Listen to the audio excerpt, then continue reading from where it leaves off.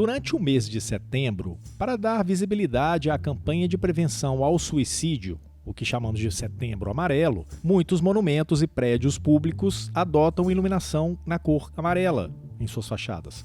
Fachada, aliás, é uma palavra que pode definir bem uma animação repentina, surgida em uma pessoa que vinha demonstrando um comportamento depressivo.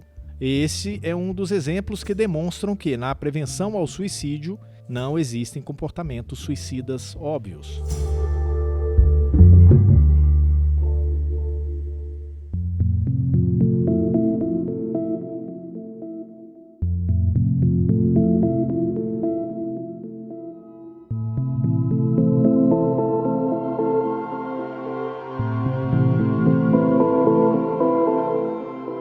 Olá, que bom que você está aqui para a 31ª edição do Físio e TO em Movimento.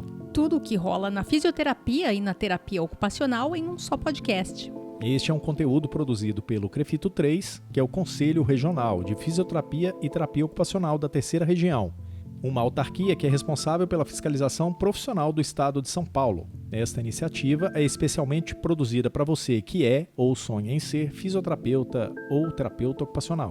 Eu sou o Túlio Fonseca, gerente de comunicação aqui do Conselho. E eu sou a Mônica Farias, eu sou jornalista aqui no CREFITO 3. E neste episódio, a gente continua a tratar do Setembro Amarelo. Na primeira parte deste especial, a gente apresentou um cenário mundial e nacional do problema do suicídio. Se você não ouviu o podcast 30, ele está lá disponível em todos os canais, YouTube, Spotify, Deezer, Google e etc. Então vamos lá para o segundo episódio do nosso especial.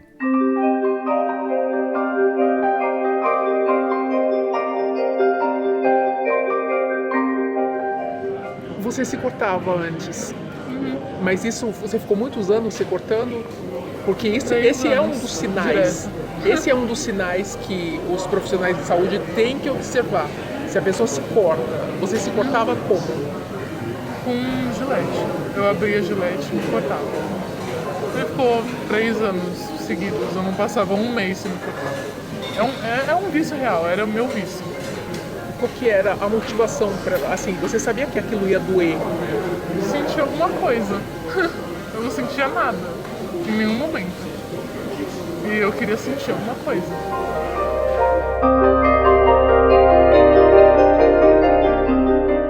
Antes de a gente iniciar o segundo episódio, vale a pena resgatar rapidamente alguns dos números mais chocantes a respeito desse assunto. Segundo a Organização Mundial de Saúde, em todo o mundo, cerca de 1 milhão de pessoas cometem suicídio e aproximadamente 10 milhões tentam se matar.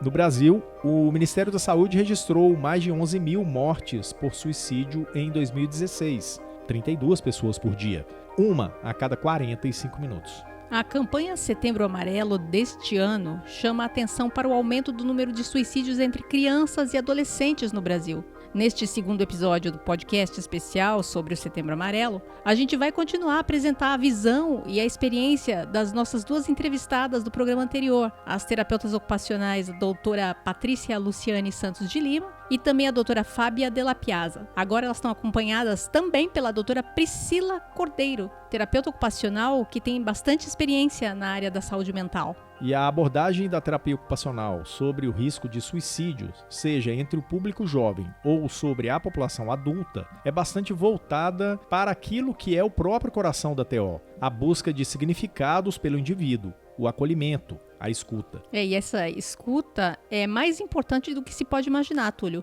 Essa disposição de dar atenção ao outro, escutar o que uma pessoa que está em sofrimento e em potencial risco de suicídio precisa ou deseja falar, vale para o profissional de saúde e vale também para qualquer pessoa. Na edição passada do podcast, a gente trouxe alguns trechos de uma entrevista com uma jovem, que é adolescente, que há menos de 1 ano tentou tirar a sua própria vida. Hoje, ela está com acompanhamento profissional. No começo desse bloco, a gente ouviu uma parte do relato dela de como ela já dava sinais bastante visíveis de que algo não ia bem. E como você ouviu, ela contou que se cortava com gilete para sentir alguma coisa. E quando eu conversei com ela, uma das coisas que ela revelou é que sim, ela falava para as pessoas próximas sobre o que ela estava sentindo, mas faltou quem tivesse atento ao que ela estava dizendo. As pessoas às vezes falam, eu não aguento mais eu não tô bem, eu quero morrer, eu não aguento mais viver. Dói muito estar aqui. E você não sabe nem o porquê dessa dor, ou você consegue saber o porquê dessa dor? Ela só existe. Esse sofrimento, essa dor que a pessoa não sabe de onde vem, quando expressado pela pessoa que está sofrendo, pode assustar quem está ouvindo. Afinal, muitos de nós temos nossos próprios demônios para confrontar. Encarar o assunto desejo de morrer não é nada fácil. E, mais uma vez, a gente traz o relato da nossa entrevistada que mostra bem o que é isso. Ainda bem que eu tive esse impulso de vir no hospital, ainda bem que eu tô viva. Aí eu voltei pra escola, pensei, não, eu só quero seguir minha vida. E ponto. Eu quero continuar. Aí eu fui pra escola, as pessoas me tratando super bem, eu cheguei em casa. Uma amiga minha me mandou um áudio de 9 minutos falando que ninguém mais conseguia ficar perto de mim. E a escola queria que eu saísse. Primeiro por causa das minhas... Eles usaram a desculpa que era por causa das minhas notas, mas... Não, não era por causa das notas. Então, eu sabia que era por causa disso. O medo das pessoas em lidar com esse assunto é bem real. Muito mais comum para os leigos, né? Para as pessoas comuns, para mim, para você. Mas também não é simples para quem é da área da saúde, que num atendimento em uma emergência pode ter contato com esse paciente que tentou o suicídio. Ou num atendimento de rotina. Esse profissional, aí eu estou pensando especificamente no fisioterapeuta e no terapeuta ocupacional não atuante em saúde mental, que pode perceber durante uma consulta os sinais de um comportamento suicida. E a nossa entrevistada, a terapeuta ocupacional doutora Priscila Cordeiro, reconhece que esse medo é real entre muitos profissionais de saúde. O primeiro passo é deixarmos de entender o suicídio como um tabu.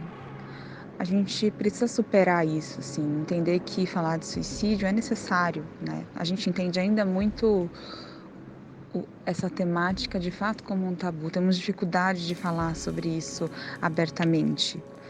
E somente falando sobre isso, conhecendo mais, pensando, discutindo mais sobre o tema, é que a gente vai conseguir mudar os nossos paradigmas e a cultura sobre essa temática, que assusta inclusive o profissional da saúde, que quando recebe, acolhe esse indivíduo, digamos de maneira surpresa, ele acaba também ficando assustado e sem saber muito o que fazer. Não sabe muito bem como dar conta da situação. E por vezes se sente com medo de poder abordar o assunto, interrompe a fala do outro e não quer discutir porque se sente inseguro de trazer e discutir, aprofundar essa temática. E muitas vezes o que acontece é que ele se sente despreparado. É importante também a gente entender como essa temática mexe com a gente quanto profissional e também quanto pessoa, né? Quanto às nossas questões. É importante nós entendermos quais são as nossas limitações em relação a essa temática, quais são os nossos próprios medos que permitam ou não que a gente esteja aberto nesse contato para, de fato, conseguir discutir, conseguir acolher e, de fato, ser empático nesse momento de cuidado.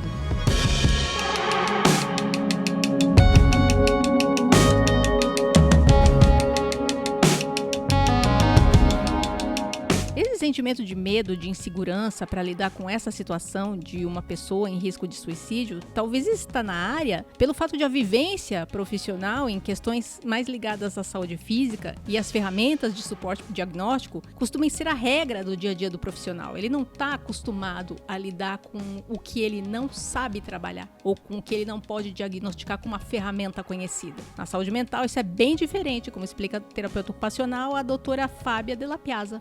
Para nós, fisioterapeutas e terapeutas ocupacionais, identificar uma dor relacionada a manguito rotador, artrose ou uma limitação de movimento causada por uma hérnia discal, lombo sacral, é relativamente fácil. É detectada no exame clínico, em exames de imagem, e diferente da dor relacionada ao sofrimento mental. Nem sempre são aparentes e detectadas num primeiro momento de anamnese.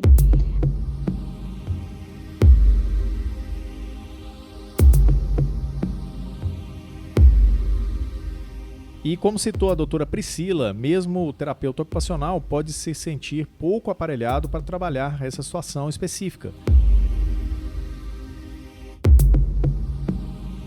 Para isso, a terapeuta ocupacional, a doutora Patrícia Luciano dos Santos, que é vice-presidente do COFITO, indica um caminho. O terapeuta ocupacional ele é preparado para atender saúde mental, né? Mas quando a gente chega nesse momento de atendimento, a gente sente a necessidade de buscar mais.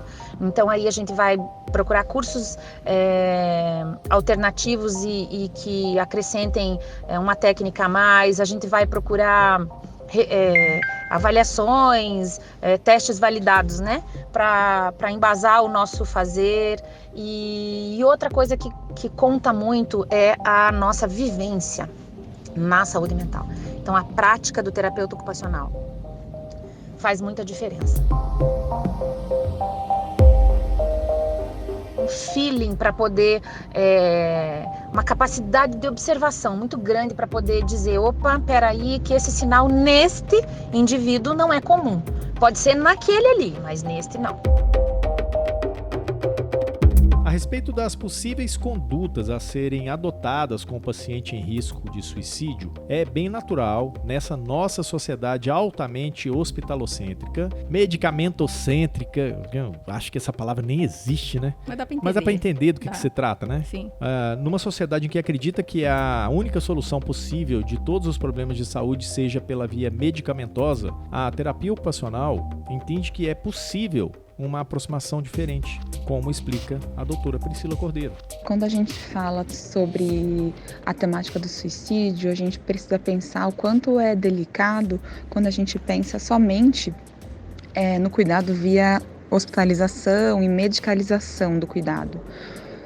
Principalmente quando a gente fala de prevenir o suicídio, né? Afinal, quando você pensa em medicar, puramente medicar, vamos dizer assim, você pode ajudar o indivíduo a aliviar os sintomas, a aliviar as suas angústias, mas eu não tenho dúvidas que o ponto principal, ou o ponto que também é principal, é entender de onde vêm essas raízes desse sofrimento. Quais foram os traumas vividos na vida desse sujeito que trouxeram essa fragilidade? Qual é o contexto de vida dele que está provocando, auxiliando para que ele tenha esse sentimento suicida, sentimentos de angústia, que pense que a vida não vale a pena, entende? Qual é a história de vida dele? Isso não pode se resumir somente à medicalização ou somente interná-lo para se prevenir algo. A gente tem que pensar num contexto como um todo. Todos nós somos feitos de contextos, todos nós somos feitos de histórias de vida, às vezes de traumas, que nos marcaram e nos trouxeram tal fragilidade a pensar que algo aqui não está valendo a pena. Então a gente não pode ignorar isso, a gente não pode resumir somente a eliminar os sintomas, a gente precisa entendê-los. Nós, profissionais da saúde, da área da saúde, e agora falando especificamente do terapeuta ocupacional, temos inúmeras ferramentas importantes de cuidado. Nós de certa forma, compreendemos o valor da escuta, compreendemos o valor do acolhimento sem julgamento, o valor do diálogo, o valor da empatia e de quanto é essencial nos conectarmos com a história do outro, com a história de vida do outro, que vai para muito além de querer ouvir somente os sintomas, de querer identificar sintomas. A gente busca e deve buscar demonstrar para o outro que a vida dele vale a pena. É isso que a gente tem que trazer para a discussão sobre prevenção ao suicídio.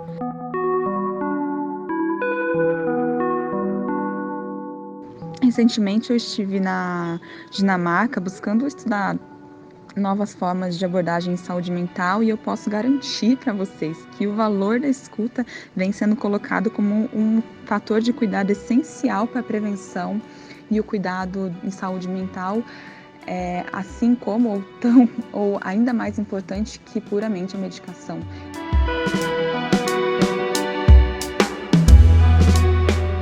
para você ver, Mônica, como esta questão da escuta é muito forte em saúde mental e para situações de pessoas em risco de suicídio. Claro que, no caso do terapeuta ocupacional ou no caso de outros profissionais na área da saúde mental, existe um processo de escuta qualificada. Mas, para a campanha do Setembro Amarelo, um primeiro momento de escuta por pessoas próximas àquele que está sofrendo pode dar um clique, né, de alguma coisa que não está certa, né, que está errada. A pessoa pode perceber como um sinal já. Isso pode resultar no encaminhamento desta pessoa com o pensamento suicida para serviços especializados. Eu acho que aí o ponto inicial é isso. Esse é o caminho. E, Túlio, eu até selecionei um trecho da entrevista que eu fiz com a jovem que compartilhou sua vivência com a gente e que mostra o fato de não escutarem, né, a não escuta, ao contrário da escuta dita pela doutora Priscila, é um negócio bem danoso. E para os jovens, principalmente em um ambiente escolar pouco saudável, que é o que a gente vai ouvir a seguir. Isso também está associado a processos de bullying, em muitos casos, e pode ter consequências fatais. E como no caso da nossa entrevistada, quase fatais.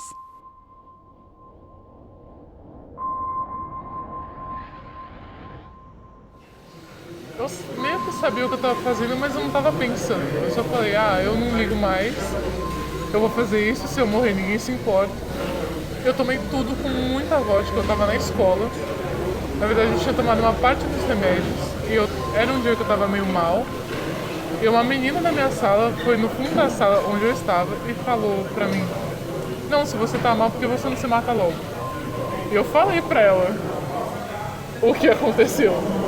Eu falei, eu já tomei metade de uma cartela com muita vodka. Você tá feliz agora? Você vai parar de me encher o saco? E ela não fez nada. Ela não avisou ninguém. E... ela só falou, não, tá bom então. O ensino médio inteiro, ela sempre mexeu muito comigo, nesse sentido. Ela não deixava em paz, em nenhum momento.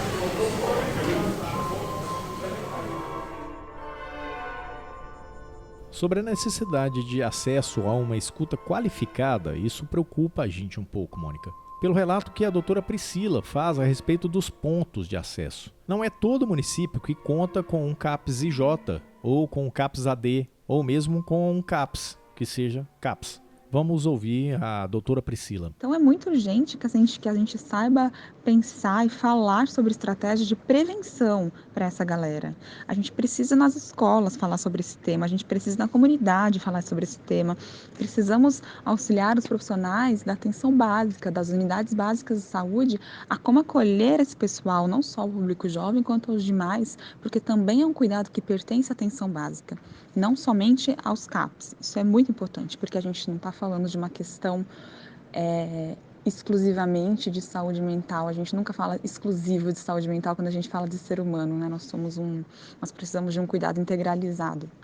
E aí não tem como a gente falar que o cuidado ao suicídio tem que ser focado somente e exclusivamente ao CAPS.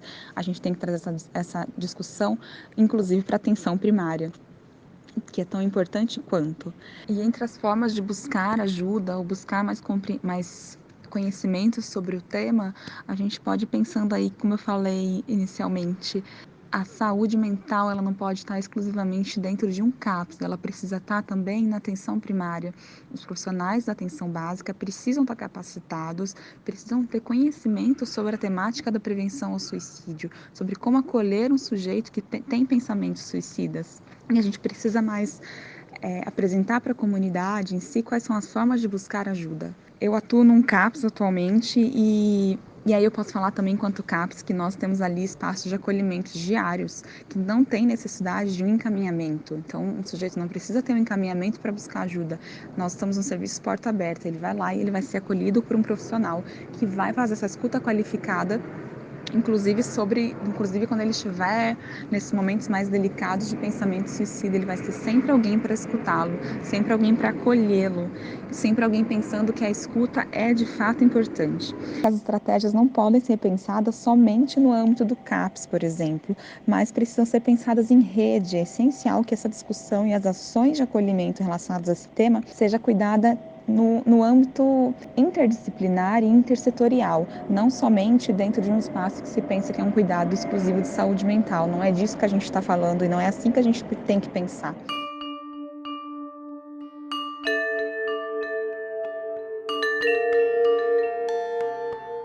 De fato, a percepção do terapeuta ocupacional é bem ampla. A doutora Priscila explica que não é apenas o retrato ou a fotografia da situação que se apresenta naquele momento da vida da pessoa com pensamento suicida. Não é só para isso que se deve olhar. É como o Rodrigo, nosso editor de vídeo aqui do podcast, sempre fala. Uma coisa é olhar a foto, outra coisa é ver o filme. O TO, pela própria formação, consegue entender isso. Ele olha a foto e o filme, né?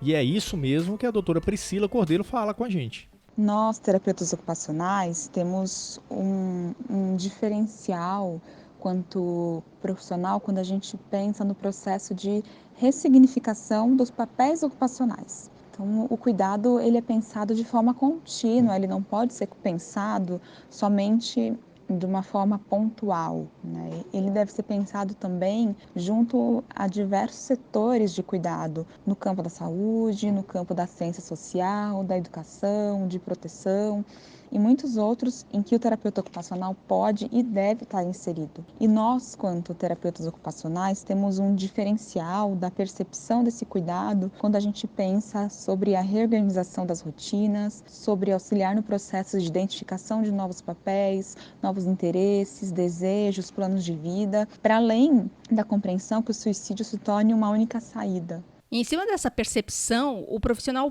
pode lançar mão de muitos recursos para acessar essa pessoa em risco. Ferramentas próprias da terapia ocupacional e outras compartilhadas com outras especialidades. E quem fala disso com a gente é a doutora Patrícia Luciane Santos de Lima. Bom, o terapeuta ocupacional, ele é um profissional que trabalha com análise de atividade. Então, análise de atividade a gente faz em tudo, a gente analisa todas as atividades e eu digo assim, desde o bordado, do crochê, do tricô, da jardinagem. Posso utilizar PICs, práticas integrativas e complementares, né? Como a auriculoterapia, a cromoterapia, um relaxamento, um reiki, enfim.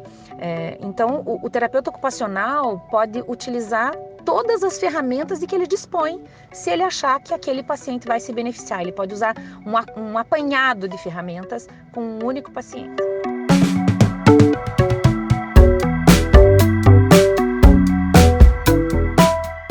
Embora muitas das estratégias de abordar a questão sejam realmente de domínio daqueles que são da área da saúde mental, a gente volta a lembrar que o propósito da campanha do Setembro Amarelo é mostrar para quem convive com essas pessoas que estão sofrendo, que têm ou podem ter pensamentos suicidas, que existem sinais bem claros de que o risco pode estar muito próximo, gente. A gente vai ouvir a doutora Patrícia, que tem para falar para a gente mais algumas coisas sobre isso. E vale a pena mesmo ouvir. O recado que ela dá tem tudo a ver com a vida que a gente leva hoje, tem a ver com as relações, o jeito que as relações estão hoje em dia e como é importante a gente estar atento. A gente precisa pausar um pouco a nossa vida corrida e atribulada e observar mais o outro, né? E dar um olhar mais atento para o outro.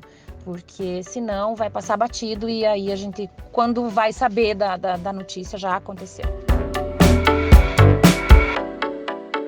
E assim, com esse chacoalhão da doutora Patrícia, a gente fecha essa edição do especial aqui do podcast com 2 episódios sobre Setembro Amarelo. E agora é a hora de a gente saber se você sabe ou não sabe o que é fato ou o que é fake sobre esse tema. Importante isso, vamos lá? Vamos.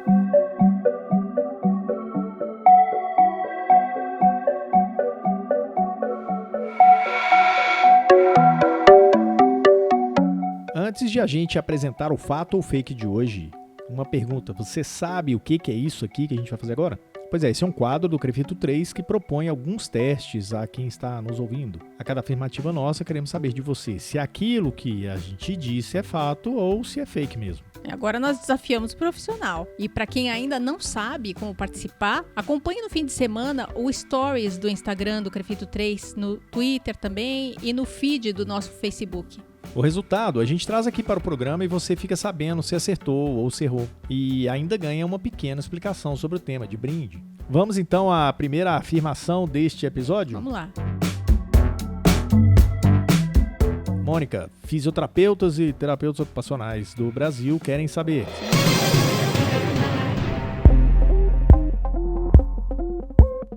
A única abordagem possível para a atenção à pessoa em risco de suicídio é a medicalização.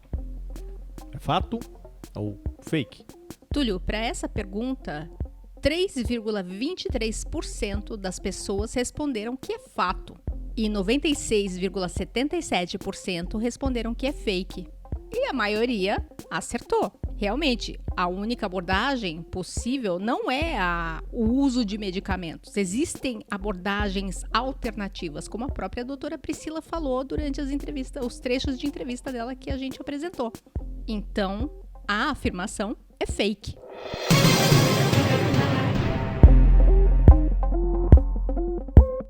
A segunda afirmação. A rede de atenção básica está totalmente integrada para acolher a pessoa em risco de suicídio. Isso é fato ou é fake? O que os profissionais responderam? Bom, Túlio, já para essa segunda, o pessoal teve bastante dúvida e o resultado foi bem apertado. Para 54,70% das pessoas que responderam, a afirmação é fato. E para 45,30% é fake. Nesse caso aqui, quando a gente afirma que a rede de atenção básica está totalmente integrada para acolher a pessoa em risco de suicídio, essa afirmação é fake, de acordo com o que a gente aprendeu hoje com a doutora Priscila.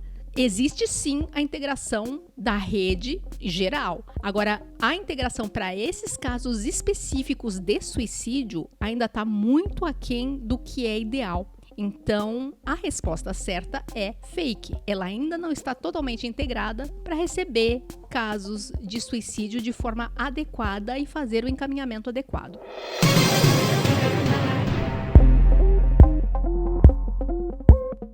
E a gente chega à terceira afirmação do dia. Pessoas que apresentam depressão e que repentinamente demonstram um comportamento bastante alegre, certamente não estão em risco de suicídio. Isso é fato ou fake?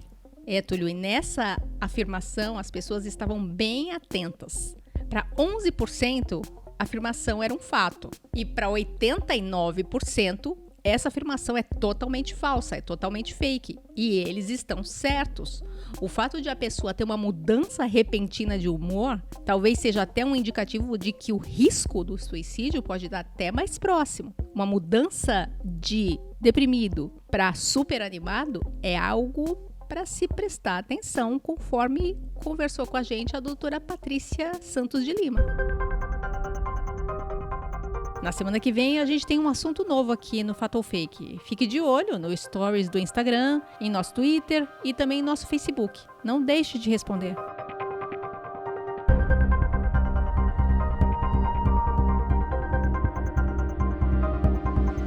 E assim fechamos a nossa 31ª edição do podcast Físio e TO em Movimento. Tudo o que rola na fisioterapia e na terapia ocupacional em um só podcast. Eu sou Túlio Fonseca, gerente de comunicação aqui do Crefito 3. E eu sou a Mônica Farias, sou jornalista aqui no Crefito 3. A produção de áudio é do editor de vídeo do Crefito 3, o Rodrigo Cavalheiro. E o Crefito 3 está no Facebook, no Instagram, no YouTube, no Twitter, no SoundCloud e também no Spotify. Acesse, acompanhe, compartilhe. Dá uma olhada lá no Google, dá uma olhada lá no Deezer. Você vai achar a gente em tudo quanto é lugar. O podcast e tudo mais que a gente faz aqui na comunicação é para você. É isso aí. Vamos? Até semana que vem? Até semana que vem. Vamos lá. Tchau, tchau.